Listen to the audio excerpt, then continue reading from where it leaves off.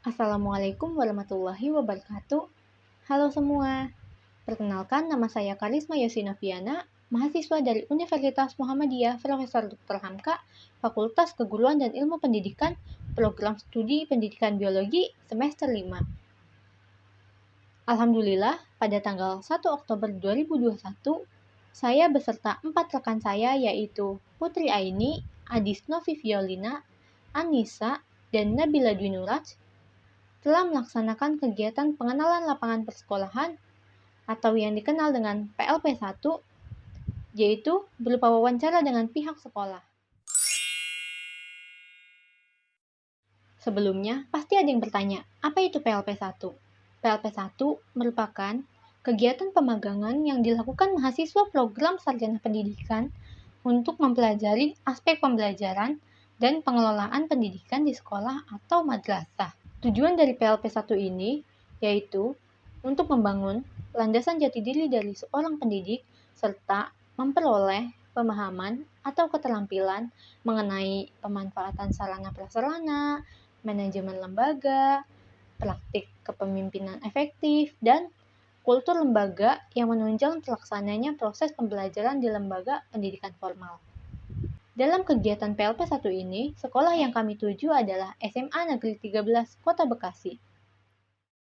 SMA Negeri 13 Kota Bekasi merupakan sekolah yang didirikan pemerintah di lokasi Jalan Pariwisata Raya, Perum Bekasi Baru Utara, Pengasinan Rawalumbu, Kota Bekasi, dengan kode pos 17115. Dan kami berkesempatan mewawancarai 2 narasumber, yaitu yang pertama dengan Ibu Lini Widijastuti selaku Wakil Kepala Sekolah Bidang Kurikulum, lalu yang kedua dengan Ibu Neneng Megawati selaku Guru Mata Pelajaran Biologi di SMA Negeri 13 Kota Bekasi.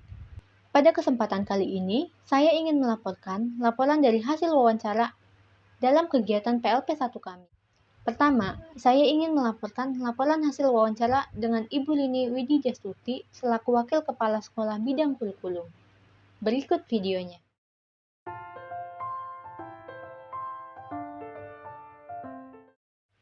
Untuk mengawali laporan ini, poin pertama yang akan dibahas adalah mengenai kultur sekolah yang berkaitan dengan karakteristik umum peserta didik. Di SMA Negeri 13 Kota Bekasi, terdapat beberapa karakteristik umum yang harus dimiliki peserta didik, yaitu yang pertama, beriman dan bertakwa kepada Tuhan Yang Maha Esa. Yang kedua, mampu mengembangkan kemampuan diri sendiri hingga berprestasi. Yang ketiga, berdedikasi tinggi untuk melakukan inovasi. Yang keempat, bertanggung jawab dan memiliki sikap disiplin yang tinggi. Dan yang kelima, mampu berkomunikasi, bergaul, serta memiliki rasa kepedulian yang tinggi.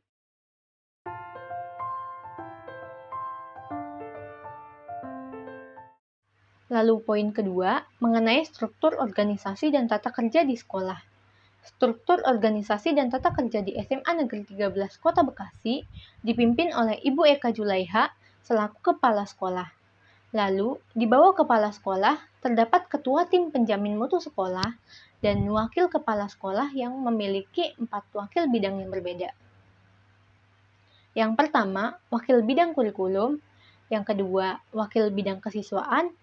Yang ketiga, Wakil Bidang Humas.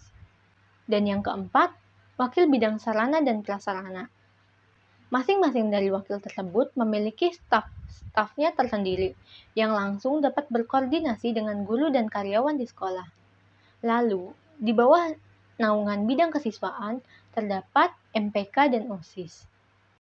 Pemilihan struktur organisasi sekolah sama dengan sistem pemilu yang berlaku sekarang, di mana para calon mengkampanyekan visi misi mereka. Setelah itu, warga sekolah seperti guru dan karyawan lainnya memilih calon yang sesuai dengan keinginan mereka.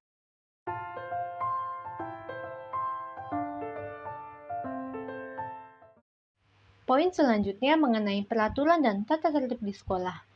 Penerapan peraturan dan tata tertib di SMA Negeri 13 Kota Bekasi dinilai cukup ketat.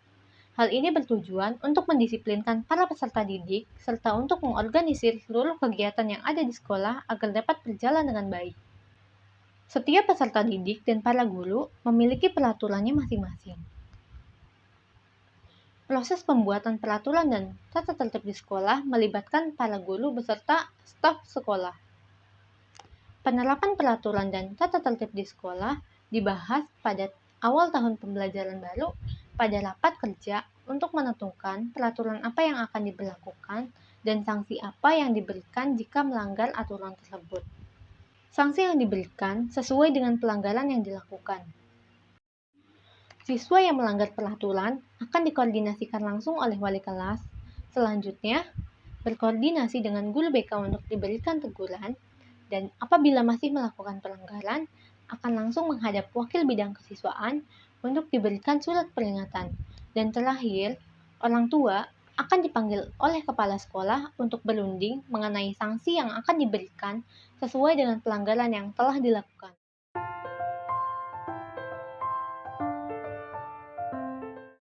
Poin selanjutnya mengenai kegiatan seremonial formal di sekolah. Sebelum pandemi, terdapat kegiatan seremonial formal yang biasa diadakan SMA Negeri 13 Kota Bekasi, seperti upacara bendera, upacara keagamaan, upacara hari besar, dan rapat briefing. Kegiatan tersebut selama pandemi tidak dilakukan, baik secara offline maupun online. Tetapi, untuk kegiatan rapat briefing masih tetap dilakukan, walaupun secara online.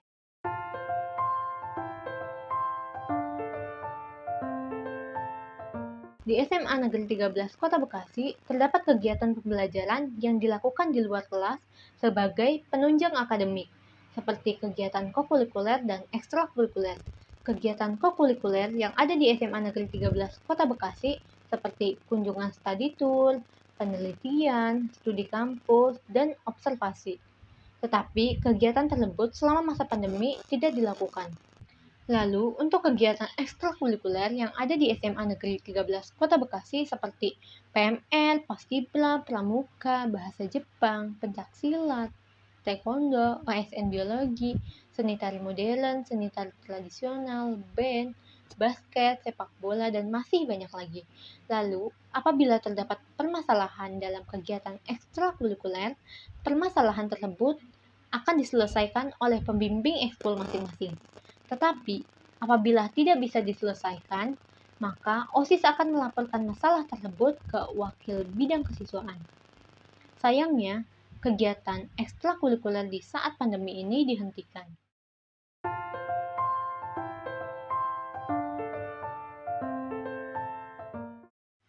Poin selanjutnya mengenai praktik-praktik pembiasaan dan kebiasaan positif di sekolah.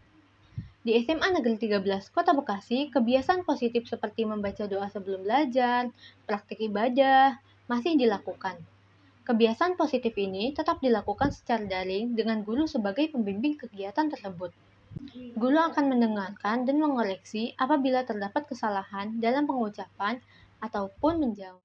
Yang kedua, saya ingin melaporkan laporan hasil wawancara kami dengan Ibu Neneng Megawati selaku guru mata pelajaran biologi.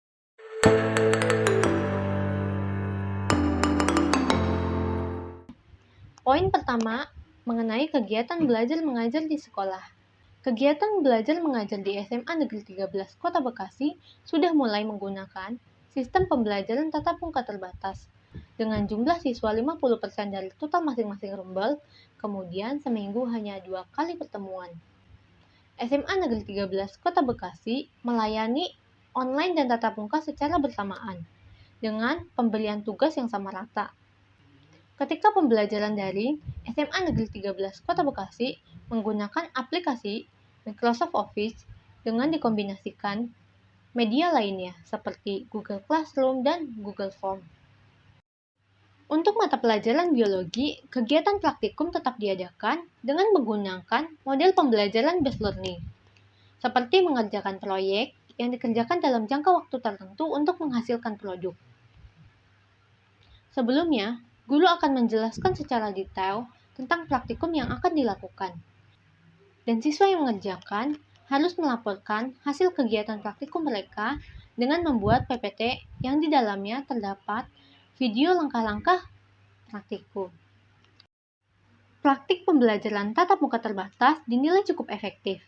Guru mulai bisa mengetahui bagaimana pemahaman siswa yang sebenarnya selama menggunakan pembelajaran daring. Tetapi, tetap terdapat kendala saat menggunakan pembelajaran tatap muka terbatas, seperti terbatasnya kuota internet, handphone yang tidak memadai, dan akses internet yang sulit dijangkau. Pihak sekolah sendiri sudah mensiasatinya dengan memberikan kuota gratis, akses laptop dan komputer yang terdapat kuota, dan transportasi gratis.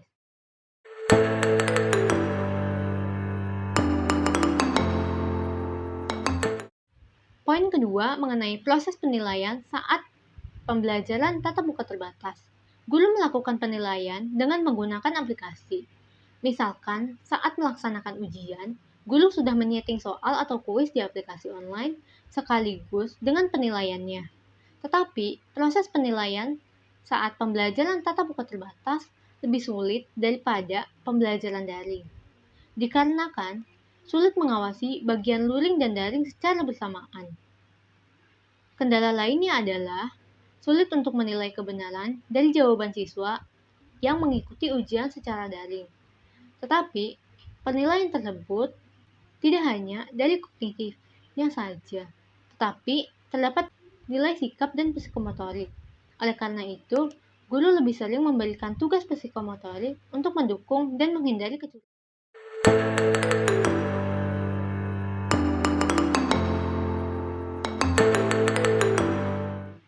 Poin terakhir untuk laporan PLP1 ini mengenai motivasi siswa. Guru memberikan motivasi kepada siswa berupa bimbingan psikologi. Siswa yang tertekan akan dibimbing dan diberi dukungan untuk semangat belajar kembali. Tidak hanya itu, untuk menghindari kejenuhan dalam belajar, guru juga mengganti metode pembelajaran dengan menyelingi beberapa games saat melakukan kegiatan pembelajaran. Sekian laporan hasil wawancara mengenai pengenalan lapangan persekolahan tahap 1 ini. Mohon maaf apabila terdapat kesalahan pengucapan. Meneliti, mensyukuri, fantastik biologi. Wassalamualaikum warahmatullahi wabarakatuh.